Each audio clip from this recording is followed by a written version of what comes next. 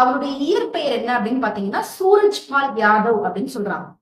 இந்த இந்த இவர் வளர்ந்ததுக்கு அப்புறம், இந்த சூரஜ்பால் யாதவ் வளர்ந்ததுக்கு அப்புறமாக அவர் முதல் வேலையில எதுல சேர்றாரு அப்படின்னு பாத்தீங்கன்னா காவல்துறையில கான்ஸ்டபிளா சேர்றாரு. அந்த கான்ஸ்டபிள்ல இருந்து ஒவ்வொரு பிரிவுக்காக மாத்துவாங்க இல்லையா, அந்த மாதிரி மாத்தினதுக்கு அப்புறமாக அவர் கடைசியா உளவு பிரிவுல வேலை பார்த்திருக்காரு. அந்த உளவு பிரிவுல வேலை பார்க்கும்போது அவர் மேல ஒரு பாலியல் குற்றச்சாட்டு எழுது. அதன் அடிப்படையில 1997 அவர் மேல பாலியல் வன்கொடுமை வழக்கு போடப்படுது.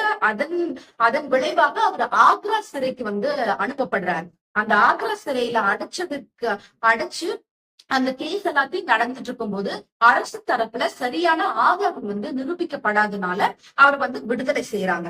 விடுதலை செஞ்சது விடுதலை ஆகி வெளியில வந்த இந்த சூரஜ்பால் யாதவ் என்ன பண்றாரு அப்படின்னா மக்கள் கிட்ட எல்லாரும் சொல்றாரு, நான்